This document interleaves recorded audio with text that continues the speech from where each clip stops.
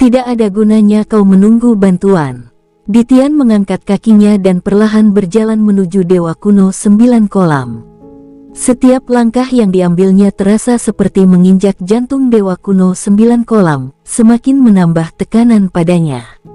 Dewa Kuno 9 Kolam tidak pernah membayangkan bahwa suatu hari ia akan didorong menuju kematiannya oleh Dewa Surgawi. Dia bisa bertahan lebih lama, tetapi rumor yang tak terjawab tentang kristal itu membuat bulu kuduknya merinding. Dia ingat apa yang dikatakan Ditian sebelumnya, bahwa apa yang disebut dukungan itu mungkin tidak akan datang. Sebelumnya, dia pikir Ditian hanya bicara omong kosong, tetapi sekarang setelah dia pikirkan baik-baik, dia khawatir Sekte Phoenix sudah membuat persiapan untuk ini. Seseorang menghentikan Dewa Kuno Kunyit dan Dewa Kuno yang lainnya. Kelopak mata Dewa Kuno 9 Kolam berkedut liar, dan ia bertanya-tanya dalam hati, apakah itu istana Raja Awan? Atau istana 100 bunga? Tak diragukan lagi, pastilah salah satu dari kekuatan-kekuatan ini, yang manapun itu tidak relevan. Kondisimu yang sebenarnya mungkin tidak separah kelihatannya. Kalau aku ingin membunuhmu, mungkin butuh setidaknya 1 hari lagi, kan? Tanya Ditian. Hati Dewa Kuno 9 Kolam tenggelam, berpikir dalam hati bahwa orang ini benar-benar memiliki mata yang tajam. Berhentilah melawan, hemat waktu semua orang, bukankah itu lebih baik? Ditian menunjuk ke bawah dan berkata dengan tenang, orang-orangmu dari Istana Xuanming Timur entah sudah mati atau lumpuh. Mereka tidak punya kemampuan sepertimu untuk bertahan. Kalau saja mereka punya persediaan, mereka pasti sudah direbut oleh anak buahku. Kau satu-satunya yang bisa menunda. Apa kau benar-benar ingin menunggu sampai mereka semua mati? Dewa Kuno 9 Kolam menggertakkan giginya dan tetap diam. Hanya 1 hari, aku mampu menunggu, tapi kau tidak bisa mengharapkan seseorang datang dan menyelamatkanmu. Ditian lalu berkata, serahkan perlengkapannya, dan aku akan segera pergi. Kau juga tidak akan mati. Bukankah itu situasi yang saling menguntungkan?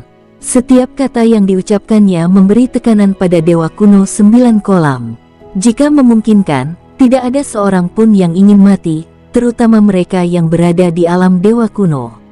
Dibandingkan dengan alam dewa tingkat rendah seperti alam Dewa Semu dan alam Dewa Ilusi, mereka memiliki ambisi lebih besar dan harapan lebih tinggi untuk masa depan.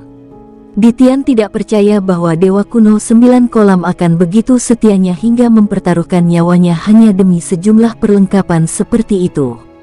Dia tidak ingin menunda terlalu lama, lagi pula, banyak hal bisa berubah dalam sehari, dan bahkan kekuatan seperti Star Alliance mungkin akan datang menyerbu. Oleh karena itu, dia telah memberikan tekanan pada Dewa Kuno 9 Kolam. Suhan telah memberikan instruksi bahwa Ditian tidak akan mampu membunuh Dewa Kuno 9 Kolam dalam waktu singkat, dan karena itu, mereka tidak boleh berlama-lama dalam pertempuran. Pilihan terbaik adalah menyita perlengkapan dan pergi dengan tegas. Kau pikir kau bisa memaksaku menyerahkan persediaannya?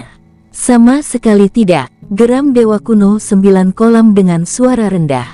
Kamu masih belum mengerti. Ditian mengerutkan kening dan berkata, singkirkan kesombonganmu yang menggelikan itu. Jangan berpikir bahwa semua dewa surgawi adalah semut yang bisa kau remukkan sesuka hati. Aku tahu kau sangat tidak puas, tetapi situasi saat ini menunjukkan kau sudah dikalahkan olehku, bukan? Apa kau benar-benar rela mengorbankan nyawamu hanya demi persediaan ini? Kau tak bisa membunuhku. Mata Dewa Kuno 9 Kolam dipenuhi kegilaan. Kalau begitu, cobalah. Ditian mendengus dingin dan melambaikan tangannya, menyebabkan teratai sejati murka Kaisar mengembun sekali lagi. Bahkan di puncak kekuatanmu, kau tak mampu menahan teratai murka Kaisar. Jika kau mencoba menahannya sekarang, apa hasilnya? Sudahkah kau memikirkannya matang-matang? Siu. Begitu dia selesai berbicara, teratai sejati murka Kaisar dilempar keluar, meledak keras di atas Dewa Kuno 9 Kolam sebelum dia sempat menjawab. Beng, kekuatan dahsyatnya tetap tidak berkurang. Hampir seketika setelah kontak, Dewa Kuno 9 Kolam roboh, tulang-tulangnya remuk, dan ia batuk seteguk darah. Ia terlempar mundur seperti layang-layang yang talinya putus. Jika bukan karena armor Dewa Perang, tubuh fisikmu pasti sudah mati sekarang. Sosok Ditian melintas, dan dia berdiri di belakang Dewa Kuno 9 Kolam. Dia menelan pil, dan teratai sejati murka Kaisar pun mulai mengembun. Kamu punya ramuan, begitu juga aku. Mari kita lihat siapa yang bisa bertahan lebih lama dari kita. Menyaksikan tanpa daya saat teratai murka Kaisar terbentuk, Dewa Kuno 9 Kolam benar-benar putus asa.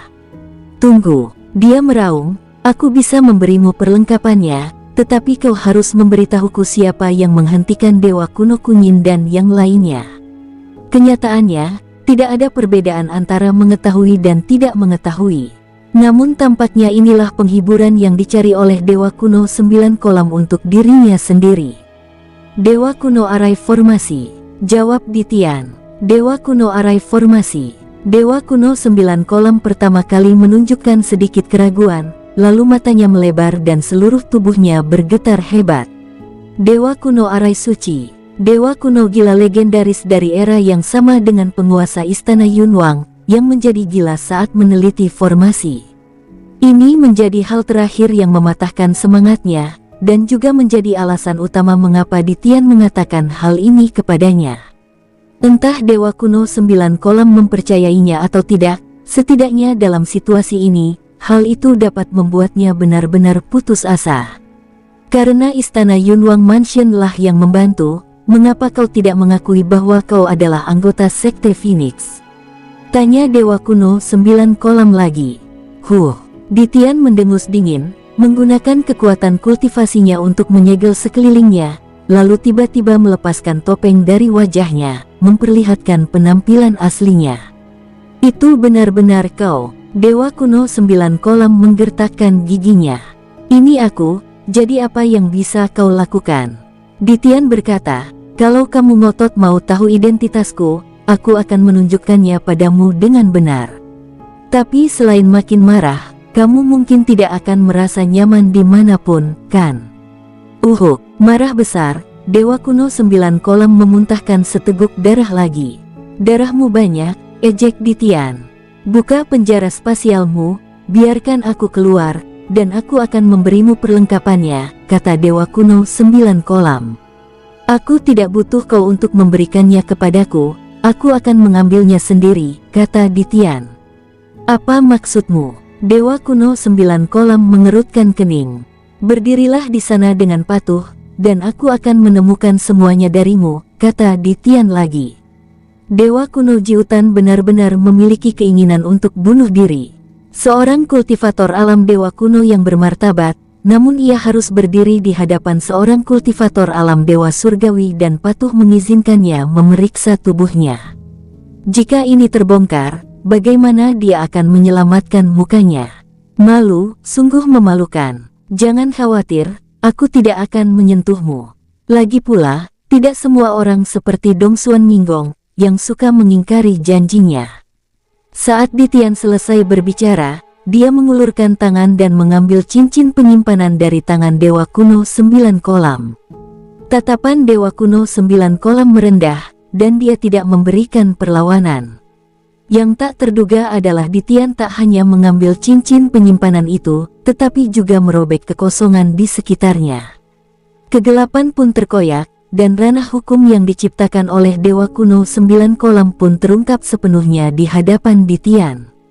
Sialan, wajah Dewa Kuno 9 Kolam berubah pucat. Ranah hukum itu sebenarnya adalah dunia kecil yang ia ciptakan untuk menyimpan barang. Pada level ini, menciptakan dunia kecil sangatlah mudah.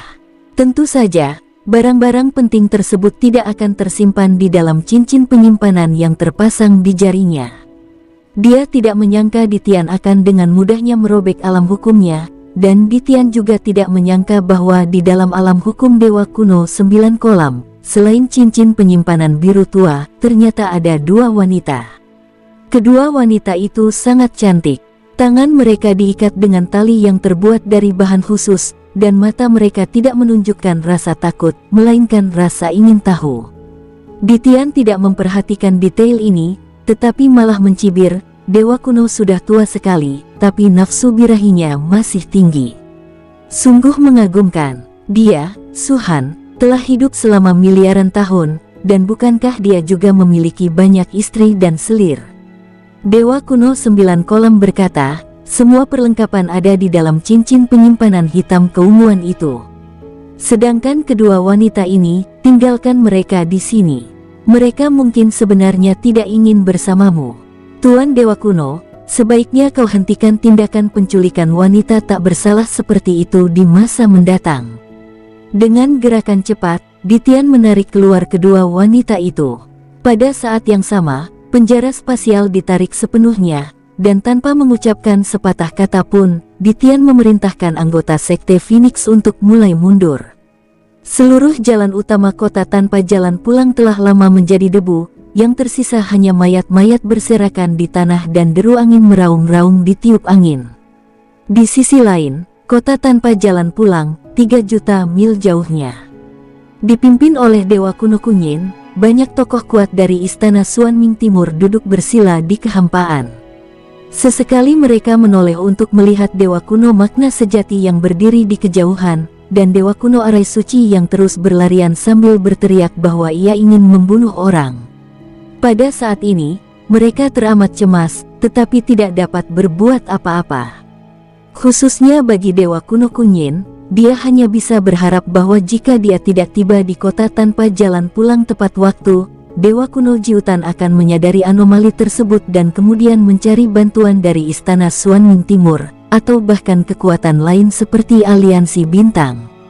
Sayangnya, tak lama kemudian, mata Dewa Kuno Makna Sejati berkilat, seolah-olah dia telah menerima semacam informasi.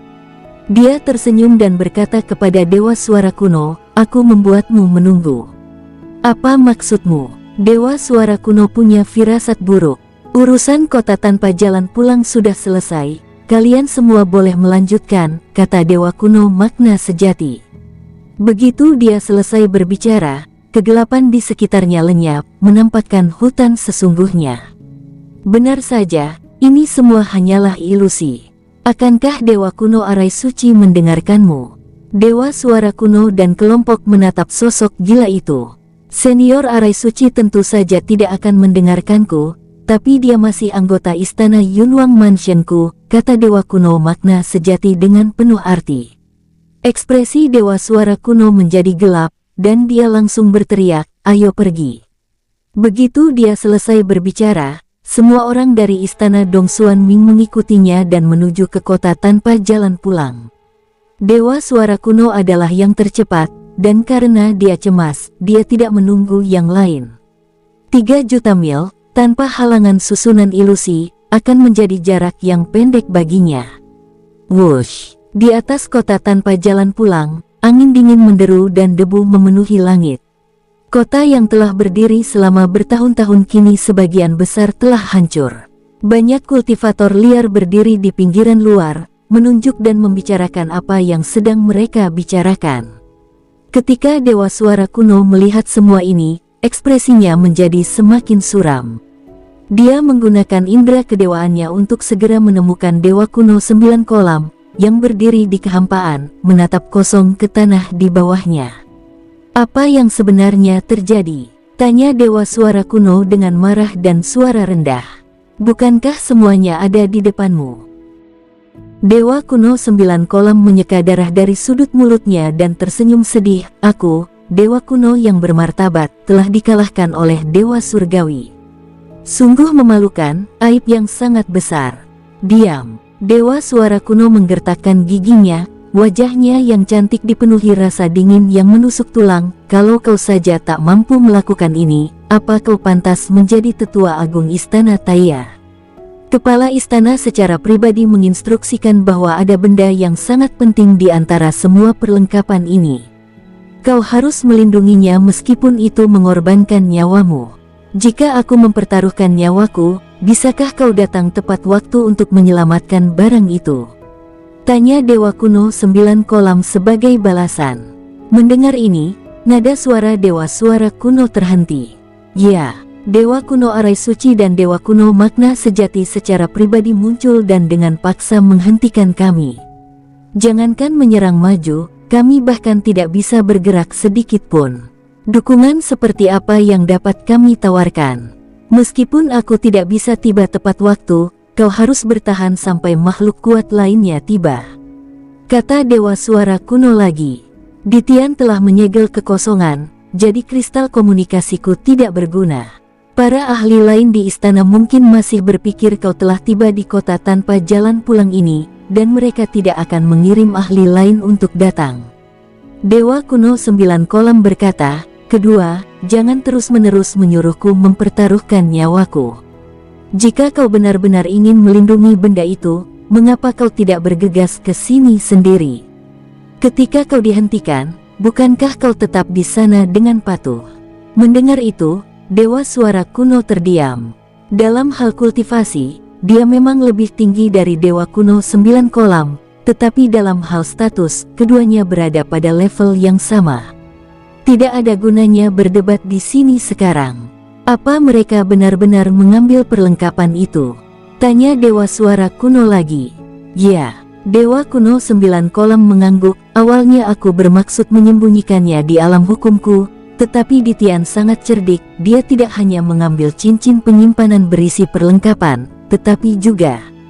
Pada titik ini, dewa kuno 9 kolam berhenti sebentar. Apalagi, dewa suara kuno segera menatapnya. Tidak apa-apa. Dewa kuno 9 kolam tidak malu dan berkata langsung, selain itu, kedua wanita yang kubawa kembali dari medan perang para dewa juga dibawa pergi oleh Ditian. Apa? 2 wanita? Dewa suara kuno mengerutkan kening. Aku tahu kau punya ketertarikan pada wanita, tapi kau juga tahu pasukan mana saja yang ada di medan perang para dewa. Beraninya kau melakukan hal seperti ini. Bagaimana kalau itu aliansi bintang atau murid Kunlun Shai? Apa mereka tidak akan mengejarmu? Tingkat kultivasi mereka sangat rendah, bahkan di alam ilahi sekalipun. Mereka mungkin hanya budak yang dibawa oleh seseorang. Aku merampasnya dan tidak ada yang menindaklanjutinya. Pasti bukan masalah besar. Dewa kuno 9 kolam mencibir. Tidak sembarang wanita aman untuk kau sentuh. Sebaiknya kau jaga dirimu, kata dewa suara kuno lagi. Dewa kuno 9 kolam meliriknya dan tentu saja mengerti maksudnya. Ia berpikir dalam hati, jika tingkat kultivasimu tidak jauh lebih tinggi dariku, bagaimana mungkin aku bisa melepaskan orang sepertimu? Beraninya Sekte Phoenix begitu arogan dan melakukan kejahatan keji seperti itu. Segera laporkan kembali ke istana, dan mereka pasti akan menyesali perbuatan mereka hari ini. Dewa suara kuno melirik mayat-mayat di tanah dan berkata, bakar semuanya, jangan sampai wabah menyebar. Beralih ke tempat lain, Sekte Phoenix, markas besar sekte tersebut. Sekembalinya, Ditian segera pergi ke istana Phoenix bersama Ye Longhe dan Ye Longchen. Su Han sudah menunggu mereka di sana, bersama dengan Su Yi, Xin Leng, Ye Xiaofei, Ling Xiao, dan beberapa pejabat tinggi lainnya. Dari ekspresi wajah mereka, Su Han tahu bahwa operasi itu telah berhasil sepenuhnya. Apakah kamu mendapatkannya? Tanya Su Han. Saya telah memenuhi misi saya. Ditian segera menyerahkan cincin penyimpanan itu kepada Su Han. Adapun yang milik dewa kuno 9 kolam itu sendiri, itu bukanlah sesuatu yang sangat berharga, dan tidak perlu menyerahkannya. Tentu saja, bukan karena Ditian serakah, melainkan karena ia tahu Su Han tidak akan peduli. Barang penting, Su Han bergumam pada dirinya sendiri saat dia memeriksa cincin penyimpanan itu dengan indera kedewaannya. Sebagai perlengkapan, tentu saja lebih dari sekadar satu barang. Di dalam cincin penyimpanan ini terdapat banyak baju zirah yang rusak dan berkarat, juga banyak senjata yang penyok dan segala macam botol pil tua. Era perang besar para dewa sudah sangat jauh berbeda dari masa sekarang. Walaupun benda-benda ini tidak biasa, mereka telah menimbulkan bau yang tidak sedap karena terkikis oleh waktu. Seperti benda duniawi, mereka membusuk jika dibiarkan terlalu lama. Su Han melirik sekilas ke sekeliling ruangan. Akhirnya pandangannya tertuju pada sebuah pecahan berwarna biru pucat. Pecahan itu terbuat dari bahan yang tidak diketahui, menyerupai besi atau tembaga, dan terkubur di antara banyak material yang pecah, membuatnya tidak terlalu mencolok. Mungkinkah ini yang disebut barang penting? Su Han bertanya pada dirinya sendiri. Alasan saya peduli dengan pecahan ini bukanlah karena ini sesuatu yang istimewa, tetapi karena istana Dongsuan Ming. Istana Dongsuan Ming mampu dengan cepat naik ke tingkat kekuatan dan membina banyak individu kuat karena memperoleh harta karun tingkat atas dari pertempuran para dewa. Dan harta karun tertinggi itu konon hanya berupa pecahan. Memikirkan hal ini, Su Han segera mengeluarkan pecahan itu. Apa itu? Shen Li, Ling Xiao, dan yang lainnya semuanya tampak bingung. Xin Leng, Sui, Fang Sun, dan Xiao Qinxian semuanya bergidik. Keempat benda itu, jiwa pedang Suan, panci pemurnian iblis, segel Kongtong, dan Fuxiqin, benar-benar di luar kendali mereka saat ini dan terbang bersamaan. Pecahan itu, yang awalnya bersinar dengan cahaya biru pucat, tiba-tiba meledak dengan warna yang sangat menyilaukan, seolah-olah telah tertarik. Seluruh aula bermandikan warna ini, menjadikannya rona kebiruan, berkelap-kelip bagaikan kilat. Ini, semua orang tercengang, termasuk Su Han, mata mereka semua tertuju pada pecahan itu, ekspresi mereka dipenuhi keterkejutan. Bahkan orang bodoh pun bisa menebak bahwa pecahan ini pasti ada hubungannya dengan 10 artefak ilahi. Bahkan bisa jadi salah satu dari 10 artefak ilahi. 10 artefak ilahi saling berhubungan. Mata Su Han berbinar, tapi mengapa panci pemurnian iblis dan segel Kongtong tidak terbang sendiri saat Su Yi dan Fang Sun bertemu? Master Sekte, kita akan menjadi kaya. Su Yi berkata, aku bisa merasakan bahwa panci pemurnian iblis sedang penuh dengan kegembiraan saat ini, sesuatu yang belum pernah terjadi sebelumnya. Apakah kamu berencana menjual pecahan ini? Goda Su Han. Wajah Su Yi berkedut, bahkan jika aku ingin membelinya, aku khawatir tidak ada yang mampu membelinya. Hahaha. Semua orang tertawa terbahak-bahak. Su Han menatap Ditian dan bertanya, apa warna pecahan istana Suan Ming Timur itu? Saya belum pernah melihatnya secara langsung, tetapi menurut rumor, warnanya ungu tua. Ditian berkata, ini bukan rahasia. Seharusnya warnanya ungu tua, tak diragukan lagi. Banyak murid istana Dongsuan Ming telah melihatnya. Ungu tua, beda dengan yang ini. Apa mungkin sama?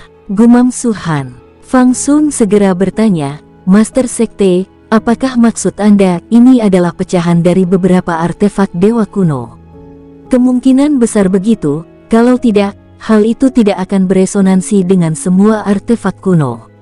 Su Han merenung sejenak, lalu berkata, ada dua kemungkinan mengapa ini terjadi. Kemungkinan pertama adalah fragmen ini berisi sesuatu yang sangat didambakan oleh artefak kuno. Kemungkinan kedua adalah fragmen ini merupakan fragmen dari artefak kuno. Jika kemungkinan kedua, maka hanya artefak kuno nomor 1 yang akan membuat artefak lainnya bertindak seperti ini. Lonceng Kaisar Timur. Semua orang terkesiap serempak. Ya, lonceng Kaisar Timur. Su Han mengangguk. Konon, lonceng Kaisar Timur dapat menghancurkan langit dan bumi, serta melahap seluruh langit. Selain itu, lonceng ini juga dapat membuka gerbang menuju alam surgawi.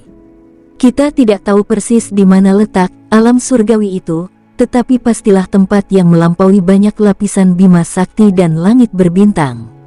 Dan bagi kita, benda apapun di alam surgawi mungkin dianggap sebagai harta karun kelas atas. Semua orang terdiam, merenungkan kata-kata Su Han. Yang dimaksud pemimpin sekte itu adalah... Shen Li merenung sejenak dan berkata, lonceng Kaisar Timur yang utuh dapat membuka gerbang menuju alam surgawi. Meskipun lonceng Kaisar Timur yang rusak tidak dapat membuka gerbang menuju alam surgawi, ia dapat membuka gerbang di tempat lain. Mendengar ini, semua orang terkejut. Mereka tiba-tiba menyadari apa yang dimaksud Su Han dan Shen Li. Sumber daya di bidang bintang superior terbatas, dan istana Suan Ming Timur, yang merupakan kekuatan tingkat ketiga pada saat itu, menerima bagian yang sangat terbatas. Dalam situasi ini, bagaimana mereka berhasil mengolah begitu banyak individu yang kuat dan maju ke kekuatan tingkat pertama dalam waktu yang sangat singkat, tanpa bersaing dengan kekuatan lain untuk mendapatkan sumber daya atau terlibat dalam konflik, semuanya hanya dengan sebagian kecil. Alam tersembunyi. Lagi pula, itu bukanlah ranah rahasia umum, itu adalah ranah rahasia yang hanya mereka sendiri yang bisa mengendalikannya. Jalan menuju kebangkitan istana Dongsuan Ming tampaknya telah muncul di depan mata semua orang, dan mereka tidak bisa menahan napas. Jika memang begitu, berapa banyak keuntungan yang diperoleh istana Dongsuan Ming di alam rahasia itu? Alam rahasia macam apa itu? Fragmen-fragmen ini, termasuk yang berasal dari istana Dongsuan Ming, kemungkinan besar merupakan fragmen lonceng Dong Huang. Su Han berkata, dibandingkan dengan istana Suan Ming Timur, kita memiliki keunggulan mutlak. Sekalipun istana Suan Ming Timur mendapatkan manfaat luar biasa dari pecahan itu, mereka mungkin tidak tahu bahwa itu adalah pecahan lonceng Kaisar Timur. Di langit berbintang Bima Sakti yang luas ini, kecuali ada artefak kuno, bahkan jika seorang ahli alam suci datang, mereka tidak akan bisa mengetahui pecahan apa ini. Cek, surga benar-benar memberkati sekte Phoenix kita. Fang Sun berseru penuh semangat, apakah kita benar-benar akan mengambil ke-10 artefak dewa kuno itu? Perampokan kecil ini benar-benar menghasilkan pecahan lonceng Kaisar Timur. Pantas saja istana Suan Ming Timur tahu sebelumnya bahwa ini adalah benda yang sangat penting. Bagi mereka, nilai pecahan ini mungkin tidak kalah dengan pecahan yang ada di istana mereka. Itu belum tentu benar. Perbedaan warnanya membuat kita tidak yakin apakah fragmen ini sama dengan milik mereka. Itulah sebabnya mereka hanya mengirim tetua agung istana Taya, yang berada di alam dewa kuno bintang pertama, untuk mengawalnya. Jika mereka benar-benar yakin, bahkan jika kepala istana agung istana Dongsuan Ming tidak bergerak, ketiga wakil kepala istana mungkin harus bergerak, kata Su Han. Kecerobohan menyebabkan hilangnya Jingsu, begitukah yang dikatakan? Hahaha, Ling Xiao tertawa terbahak-bahak. Kami memiliki artefak kuno, jadi kami dapat memastikan bahwa fragmen ini memang terkait dengan artefak kuno lainnya, dan kemungkinan besar merupakan fragmen dari lonceng Kaisar Timur. Su Han menambahkan, tapi kita tidak tahu cara menggunakan pecahan ini, kita harus mendapatkannya dari istana Suan Ming Timur. Ditian langsung berkata, tidak mungkin istana Dongsuan Ming memberitahu kita begitu saja. Ketua Sekte, kau tidak melihat betapa marahnya Dewa Kuno 9 Kolam. Jika aku tidak menekannya dan memaksanya menyerahkan benda ini, aku khawatir aku tidak akan kembali sekarang. Kau melakukannya dengan sangat baik kali ini, berhasil mengambil pecahan artefak kuno. Hadiah apa yang kau inginkan? Tanya Su Han sambil tersenyum. Uhuk. Ditian terbatuk pelan dan ragu sejenak sebelum berkata, kita kesampingkan dulu hadiahnya. Sebenarnya, aku punya permintaan lain. Permintaan apa? Tanya Su Han. Ditian melambaikan tangannya, dan dua sosok segera muncul di sebelah kanannya. Kedua wanita itulah yang dibawa Ditian kembali dari ranah hukum Dewa Kuno 9 Kolam. Melihat kedua wanita itu, semua orang memasang ekspresi, saya mengerti. Jangan salah paham, hanya dari ekspresi wajah setiap orang, Ditian mengerti apa yang dipikirkan orang-orang ini. Wajahnya sedikit memerah saat ia menjelaskan, inilah dua wanita yang kubawa kembali dari alam hukum Dewa Kuno 9 Kolam. Mereka orang-orang yang tidak bersalah. Menurut penyelidikanku, Dewa Kuno 9 Kolam adalah pria yang sangat menyukai wanita. Semua orang tahu mengapa dia menangkap kedua wanita ini. Jadi, kamu berubah pikiran. Su Han melirik kedua wanita itu, lalu menoleh ke Ditian dan berkata, apakah kamu tidak takut istana Suan Ming Timur mungkin menggunakan agen ganda untuk melawanmu? Ditian tertegun sejenak, lalu segera berkata, saya benar-benar tidak terlalu memikirkannya, kuharap ketua sekte akan memaafkanku. Mereka pasti sudah mendengar apa yang baru saja kita katakan tentang lonceng Kaisar Timur, kan? Tanya Su-han lagi. Kepanikan di Tian meningkat, dan dia berharap bisa menamparkan dirinya sendiri. Ya, bagaimana mungkin saya, seorang inspektur yang bermartabat, bersikap begitu kasar dan ceroboh? Bagaimana jika ini adalah seseorang yang sengaja ditanam oleh Istana Xuanming Timur untuk bersembunyi di dalam Sekte Phoenix menggunakan metode ini? Sekalipun bukan itu masalahnya, mereka seharusnya tidak mendengar apa yang baru saja saya katakan. Artefak kuno sangatlah langka, jika hal itu tersebar, Sekte Phoenix pasti akan menjadi sasaran kemarahan semua orang. Meskipun Sekte Phoenix telah menyinggung banyak kekuatan saat ini, tidak ada yang berperang dengan mereka, dan di permukaan, segala sesuatunya masih relatif damai. Tetapi begitu masalah artefak kuno itu benar-benar terungkap, semua kekuatan akan menjadi gila. Pedang Xuan, panci pemurni iblis, dan benda-benda lain semacam itu tidak masalah, karena sudah ada pemiliknya. Bahkan jika kita mengambilnya secara paksa, pihak lain mungkin tidak bisa menggunakannya. Semua kekuatan besar tahu ini, jadi kita tidak perlu menyembunyikannya, dan kita tidak bisa menyembunyikannya saat kita bergerak. Su-han berkata perlahan, tapi lonceng Kaisar Timur, bagaimanapun juga, hanyalah sebuah fragmen, dan belum sepenuhnya mengenali tuannya, yang tentu saja membangkitkan keserakahan mereka. Ditian terguncang hebat, seluruh tubuhnya sedikit gemetar. Dia membungkuk dalam-dalam dan berkata cepat-cepat, "Itu adalah kehilafanku, mohon hukumlah aku, Master Sekte." Keheningan menyelimuti aula utama. Tak seorang pun menyangka suasana menyenangkan beberapa saat lalu akan berubah demikian berat dalam sekejap mata. Mereka tahu betul bahwa ini memang salah Ditian. Tidak masalah dia membawa kedua wanita itu kembali, tetapi seharusnya dia mengeluarkan mereka terlebih dahulu, sebelum menangani pecahan-pecahan itu. Sekarang masalah lonceng Kaisar Timur telah terungkap sepenuhnya, apa yang harus dilakukan? Su-han mengabaikan Ditian dan menatap kedua wanita itu lagi. Kedua wanita itu mengenakan pakaian berwarna terang yang terlihat cukup tua dan tertutup debu. Tak perlu dikatakan lagi, gayanya sangat beragam. Di antara bintang-bintang kelas atas yang begitu luas, ada perempuan yang menyukai berbagai macam gaya, sehingga mustahil untuk membedakan identitas mereka dari gaya berpakaian mereka. Akan tetapi, tak seorang pun di antara mereka yang mengenakan sepatu, seolah-olah mereka berjalan di lumpur, kaki mereka seluruhnya tertutup debu.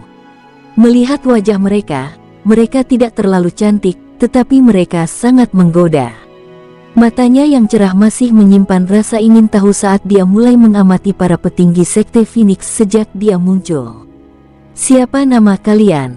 Su-han tiba-tiba bertanya. Kedua wanita itu melirik Su-han tetapi tidak menanggapi. "Dari mana asalmu?" tanya Su-han lagi. Pihak lainnya tetap diam. Su-han tampak sangat sabar dan melanjutkan, "Apakah kau ditangkap oleh Dewa Kuno 9 Kolam di medan perang para dewa?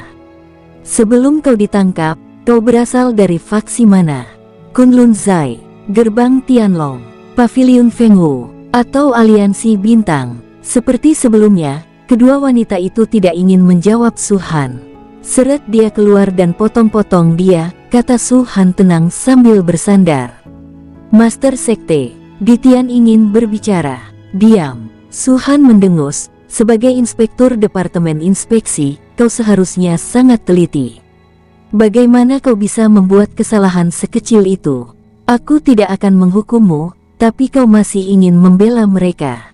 Kau pantas mendapatkan pujian tertinggi karena merebut istana Dong Xuanming, tapi kau juga salah karena mengungkap lonceng Dong Huang. Mempertimbangkan keduanya, kau seharusnya tidak meminta imbalan apapun. Jika kau melakukan kesalahan ini lagi, inspektur harus diganti, mengerti?" Ya, Ditian merasa tidak berdaya. Dan tiba-tiba kedua wanita itu bergerak, berusaha kabur, mencoba melarikan diri. Ketika anggota Sekte Phoenix mencoba menangkap mereka, mereka secara naluriah melawan, dan aura segera meletus dari tubuh mereka. Ketika semua orang merasakan aura ini, mereka terkejut. Negeri peri, tanya Suhan. Ya, Ditian tersenyum kecut. Dalam perjalanan kembali ke sekte, aku bertanya dari mana asal mereka dan siapa nama mereka, tetapi mereka tidak mau menjawab. Namun, aura alam abadi ini sesekali terpancar dari mereka, dan semakin melemah.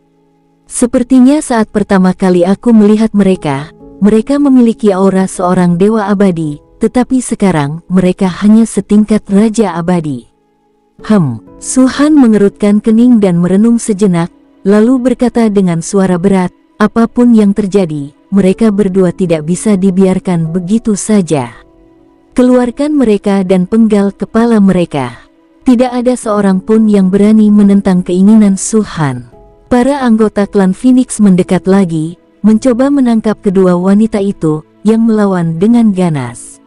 Mereka menggunakan kekuatan kultivasi mereka yang membuat mereka tampak semakin lemah.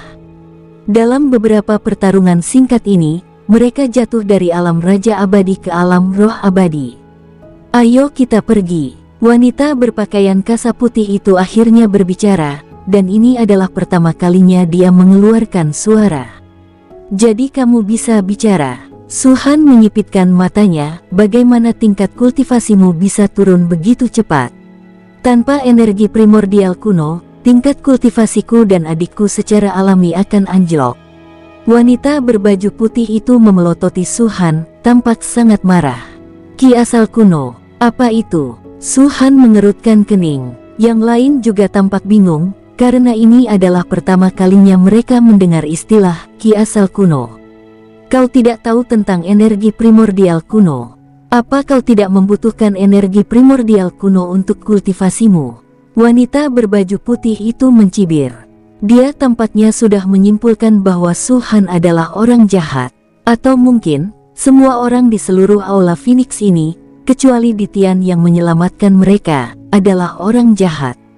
Kita semua tidak butuh energi primordial kuno, kita semua di sini hanya butuh energi ilahi, ucap Suhan menatap wanita berbaju putih itu, jantungnya berdebar kencang, samar-samar ia menebak sesuatu.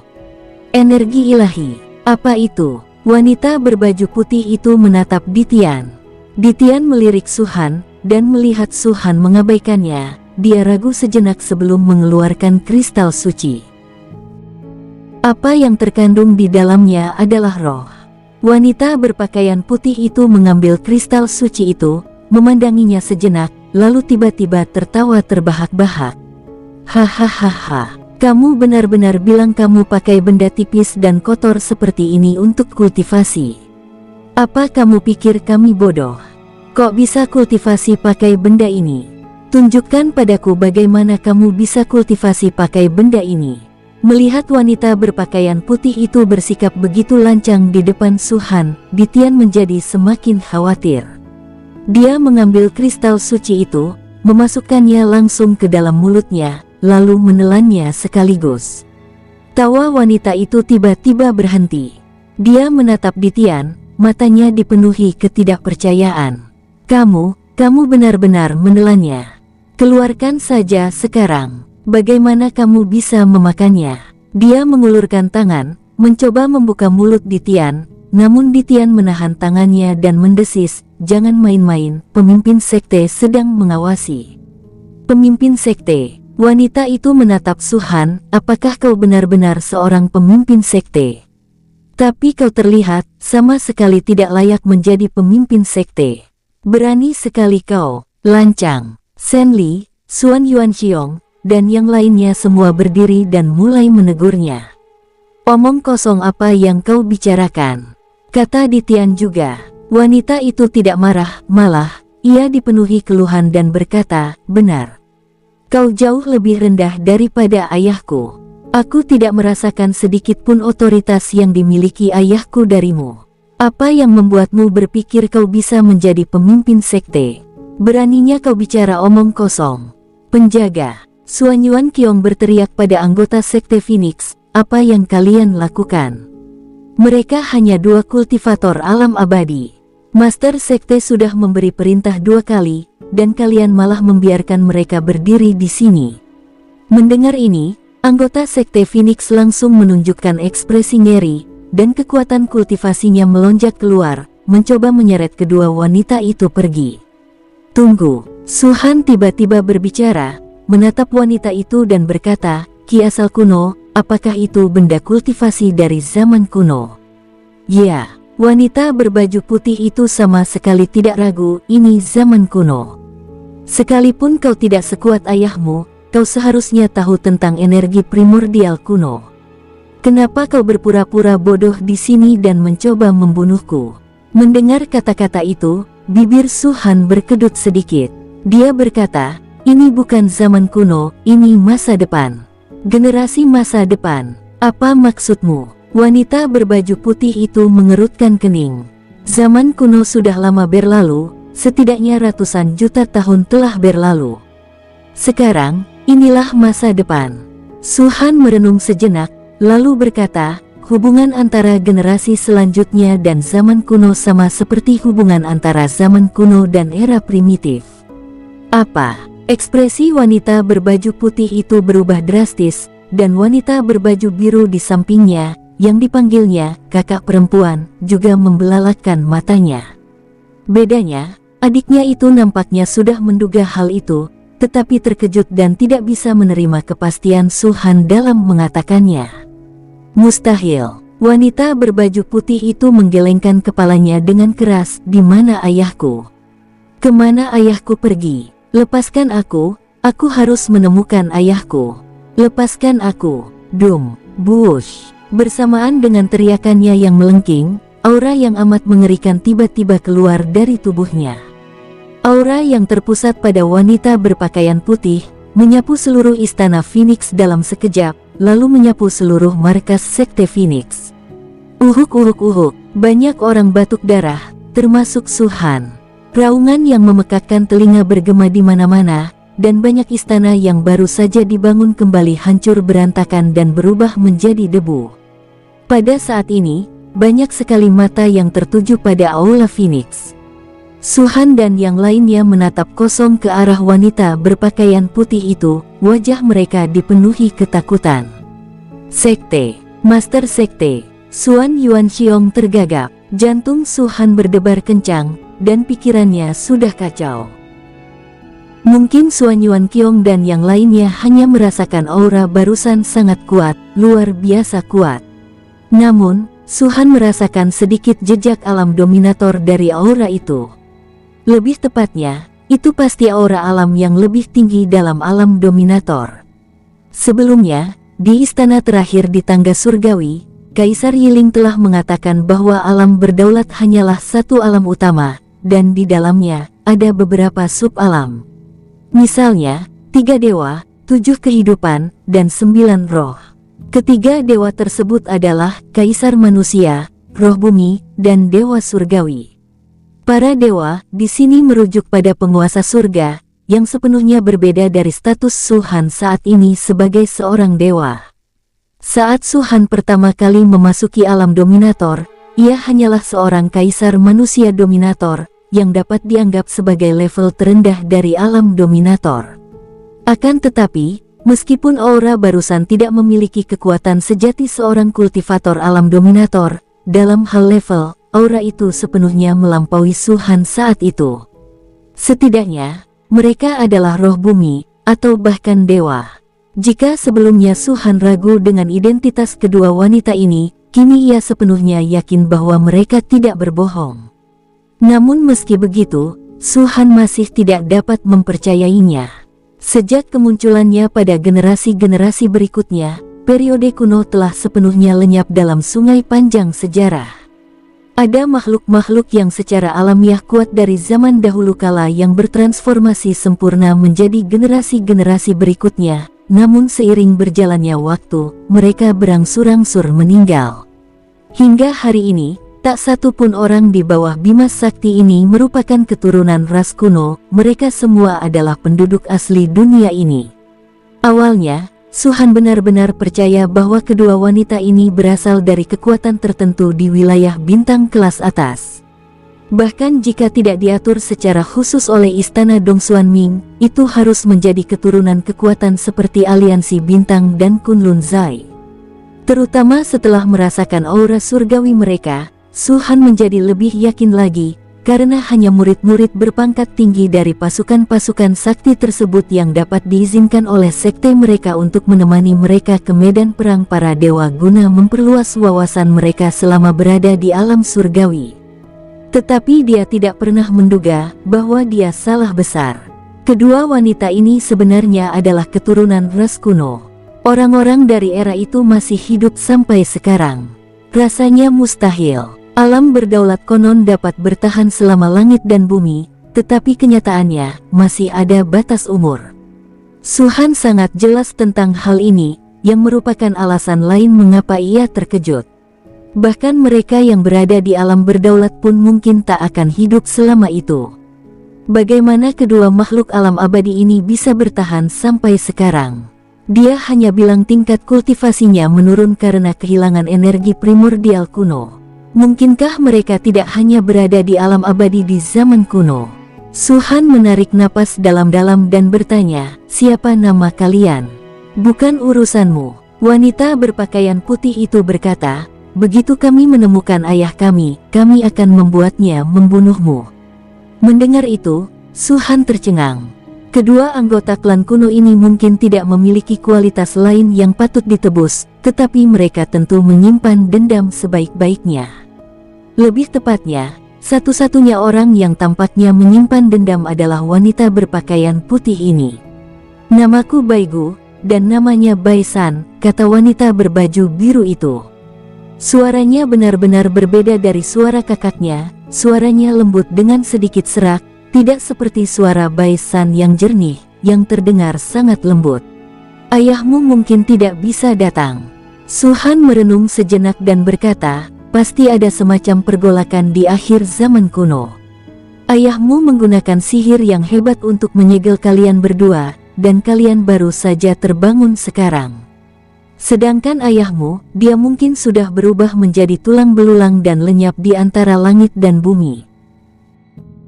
Omong kosong. Wanita berbaju putih itu sedikit gemetar. Baigu tidak tampak begitu gelisah, tetapi kesedihan di wajahnya tidak dapat disangkal.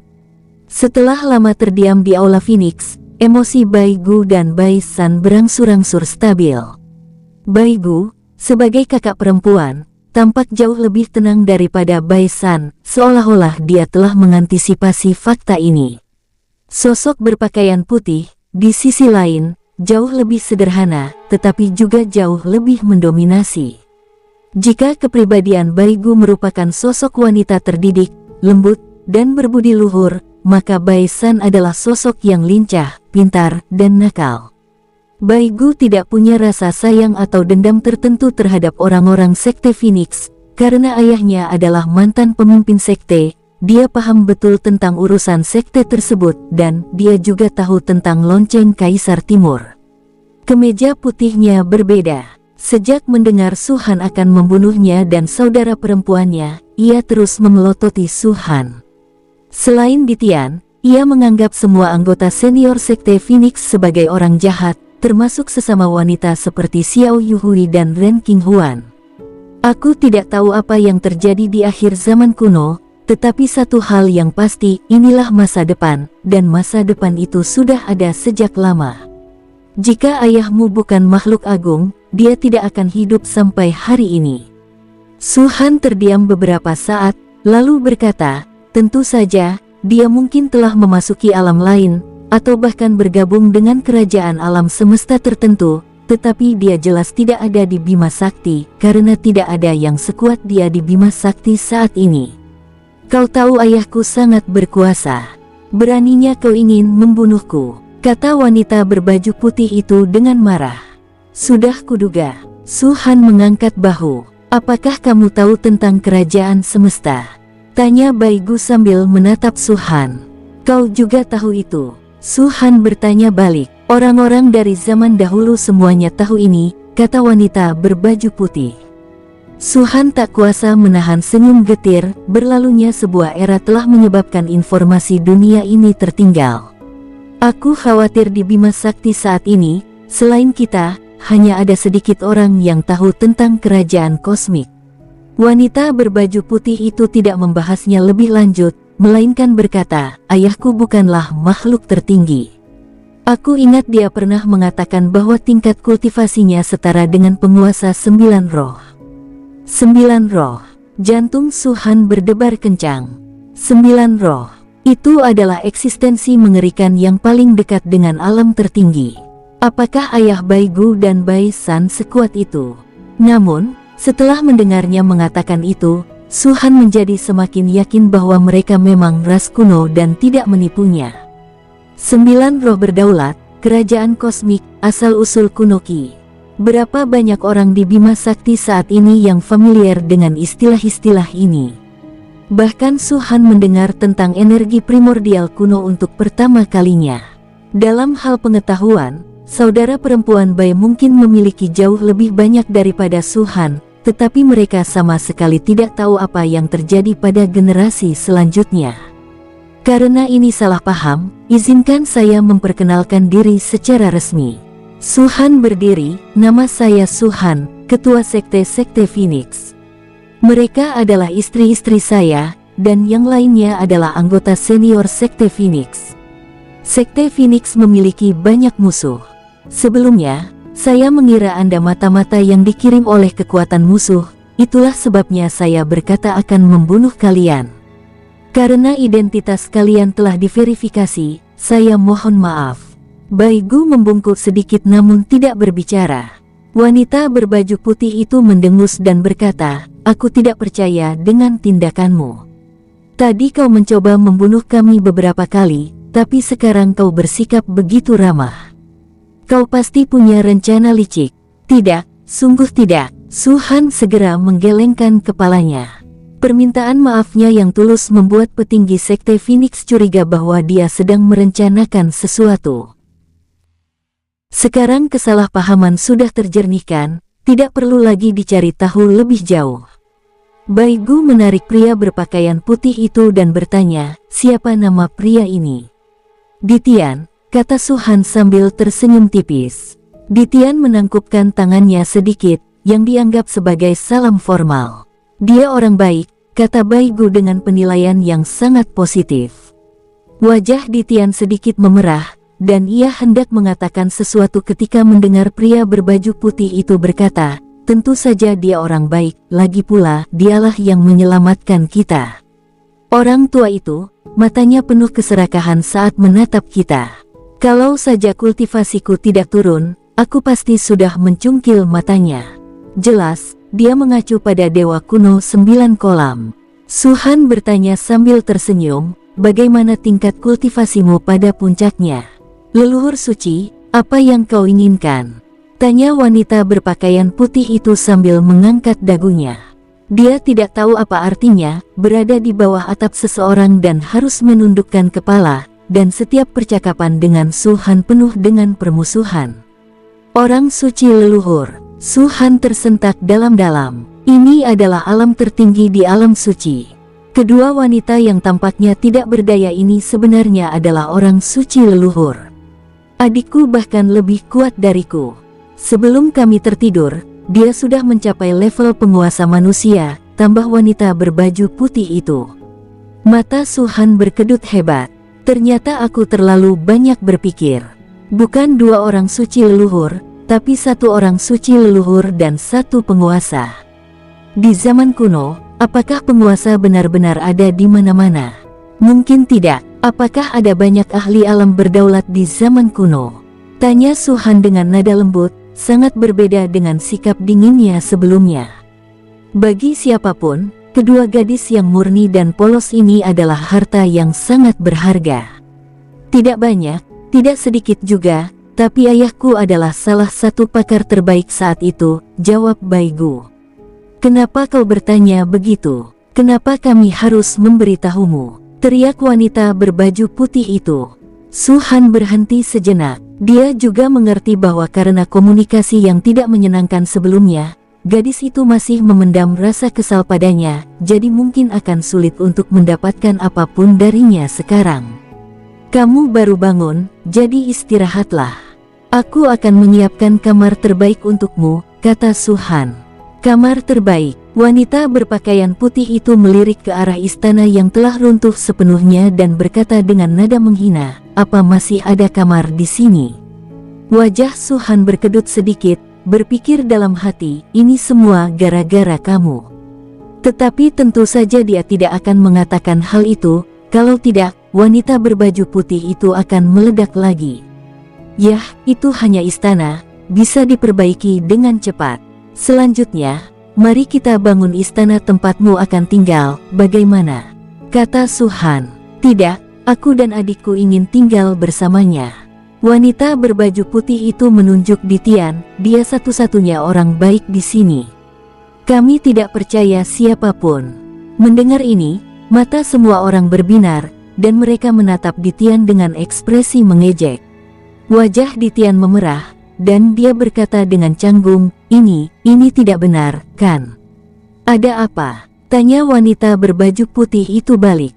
Pria dan wanita seharusnya tidak saling bersentuhan, namun kita hidup berdampingan, situasi macam apa ini? Tanya di Tian. Mendengar ini, bahkan Xiao Yuhui pun menunjukkan ekspresi jijik, apalagi yang lain. Kau sudah dewasa tua, dan kau bahkan tidak bisa memanfaatkan kesempatanmu. Mengesampingkan identitas Baigu dan Baisan, penampilan dan temperamen mereka yang sangat berbeda sungguh langka di dunia ini. Yang lain menginginkannya tapi tidak punya kesempatan, dan Anda bersikap malu-malu. Bukan itu yang dimaksud saudari perempuanku itu, Tuan Di, mohon jangan salah paham. Baigu memanggil di Tian dengan sebutan, Tuan Di, sebuah istilah yang tidak menyiratkan kedekatan maupun jarak. Ia melanjutkan, yang dimaksud saudari perempuanku adalah kita tinggal di istana yang sama, tapi tidak di ruangan yang sama, apalagi. Sebaiknya tidak ada orang lain di istana, karena kita tidak bisa mempercayai siapapun kecuali Anda. Jadi begitu. Di Tian menghela napas lega, jika pemimpin sekte setuju, maka saya tidak keberatan. Baiklah. Suhan mengangguk, kau berasal dari zaman kuno dan sendirian di dunia ini. Begitu identitasmu terbongkar, kau pasti akan menarik perhatian banyak orang jahat. Dengan tingkat kultivasimu yang telah jatuh ke alam abadi, mustahil bagimu untuk bertahan hidup. Adalah pilihan yang tepat untuk tetap tinggal di Sekte Phoenix untuk sementara waktu dan meminta di Tian melindungimu. Menurutku, kaulah orang terburuk, teriak wanita berpakaian putih itu. Aku sebenarnya bukan orang jahat, kamu akan tahu nanti. Suhan menjelaskan tanpa daya, mulai sekarang, kau tinggal beritahu di Tian apa yang kau butuhkan untuk makanan dan kebutuhan lainnya. Selama Sekte Phoenix kami memilikinya, kami pasti akan memberikannya padamu. Kebaikan yang tidak diminta adalah tipuan atau pencurian, kata wanita berpakaian putih itu dengan mata terbelalak. Kakak, Baigu menarik Baisan kembali dan menatap Suhan dengan tatapan meminta maaf. Istirahatlah dulu, tugas membangun istana akan diserahkan kepada di Tian. Bangunlah sesuai gaya yang kau sukai, dan kau juga bisa memilih lokasinya. Suhan melambaikan tangannya. Kalau begitu, saya permisi dulu. Di Tian menangkupkan kedua tangannya sebagai salam tinju dan membungkuk, lalu membawa Baisan dan Baigu menjauh. Saat semua orang memperhatikan sosok mereka yang menjauh, Baigu tiba-tiba berbalik dan berkata, kakakku dan aku masing-masing memiliki pecahan lonceng Kaisar Timur. Kilatan tajam melintas di mata Suhan. Keluarkan. Baigu berkata pada Baisan. Yang terakhir jelas-jelas mendengarkan saudari perempuannya dan, tanpa bertanya apa yang harus dilakukan, mengeluarkan sepotong pecahan itu. Benar saja, kedua pecahan itu ukurannya hampir sama dengan yang dibawa di Tian, hanya warnanya saja yang berbeda, yang satu berwarna kuning muda dan yang satunya lagi hitam muda. Ini, di dalam aula utama, semua orang terkesiap. Mereka menatap Baigu dengan tak percaya, bertanya-tanya apa maksudnya. Soal lonceng Kaisar Timur itu tidak perlu kau ceritakan padaku. Aku dan saudariku sudah tahu, dan aku bisa memastikan bahwa ini memang pecahan lonceng Kaisar Timur. Ayah kami sendiri yang mengatakannya. Baigu berkata, awalnya kami berencana mengumpulkan semua pecahan dan menyelesaikan lonceng Kaisar Timur, tetapi kami tertidur lelap sebelum sempat melakukannya. Sekarang, meskipun kami telah terbangun, kami tahu bahwa Anda juga memiliki sebuah pecahan. Jelas mustahil bagi kami untuk mengambilnya dari Anda. Sekalipun kami mampu, kami tidak akan membalas kebaikan dengan permusuhan. Setelah ragu sejenak, Baigu melemparkan kedua pecahan itu ke arah Suhan. Karena Tuan Di adalah anggota Sekte Phoenix bisa dianggap telah menyelamatkan kita. Baisan dan saya tidak terlalu tertarik dengan lonceng Kaisar Timur, tetapi kedua pecahan ini tetap dianggap berharga, jadi mari kita balas budi Sekte Phoenix atas penyelamatan nyawa kita.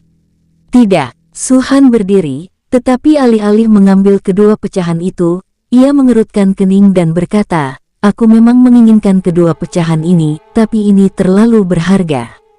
Mungkin agak sok untuk menolaknya seperti ini, tapi jika aku mengambilnya, aku sungguh tidak layak mendapatkannya. Sebenarnya, aku tidak memberikannya secara gratis kepadamu, lebih seperti kita saling memanfaatkan. Baigu tersenyum, itu pertama kalinya dia tersenyum, dan dia tampak cantik. Ia melanjutkan, ayah saya tahu cara menggunakan kedua pecahan ini, tetapi sayangnya beliau sekarang hilang. Seandainya kami tahu ini lebih awal, seharusnya kami memintanya memberitahu kami sebelumnya. Melalui fragmen-fragmen ini, kami bisa memasuki alam kuno, tempat banyak roh purba berdiam, semuanya terbentuk dari energi primordial purba. Selama kami membunuh mereka, kami bisa menyerap energi primordial purba mereka, dan kultivasi kami berdua akan pulih. Saat ini, kami berdua harus mengandalkan energi primordial kuno untuk meningkatkan kultivasi kami. Baru setelah kami mencapai alam ilahi lagi, kami bisa melahap kristal dan benda-benda lainnya. Kristal yang disebutkannya adalah kristal suci yang diambil di Tian. Jadi begitu, dengan kata lain, sebelum mencapai alam ilahi, kalian hanya bisa melahap ki asal kuno. Tanya Suhan. Ya, Baigu berkata, aku pernah mendengarmu menyebutkan sebelumnya bahwa istana Dong Xuanming sepertinya punya cara untuk membuka alam kuno. Jika pemimpin Sekte Su benar-benar ingin berterima kasih kepada kami, silakan terima kami setelah kau membuka alam kuno. Suhan merenung sejenak, lalu mengangguk dan berkata, oke. Terima kasih. Setelah Baigu selesai berbicara, dia membungkuk lagi dan kemudian mengikuti Di Tian keluar. Baru setelah mereka benar-benar menghilang, Suhan berkata, aku salah paham, Di Tian. Orang ini secara tidak sengaja membawa dua harta karun ke Sekte Phoenixku. Dua pecahan itu saja sudah cukup, kata Xuan Yuanxiong sambil tersenyum kecut. Sen Li juga berkata, Master Sekte, Inspektur Kaisar Di Tian benar-benar telah memberikan kontribusi yang luar biasa kali ini. Anda tidak boleh membiarkan jasanya menutupi kesalahannya, Anda harus memberinya penghargaan.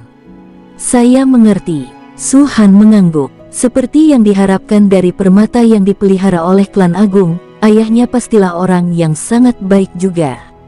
Suhan menggelengkan kepalanya, menjernihkan pikirannya dari hal-hal ini, lalu berkata, sekarang kita bisa memastikan bahwa ini adalah pecahan lonceng Kaisar Timur.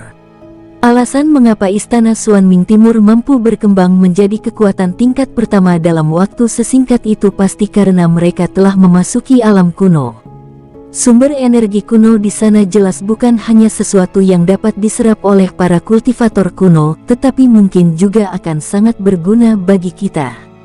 Mungkinkah ini jalan pintas lain menuju kekuatan cepat? Mata semua orang berbinar. Suhan tersenyum dingin, Istana Xuanming Timur telah kehilangan sesuatu yang begitu penting, mereka pasti tidak akan melepaskannya begitu saja.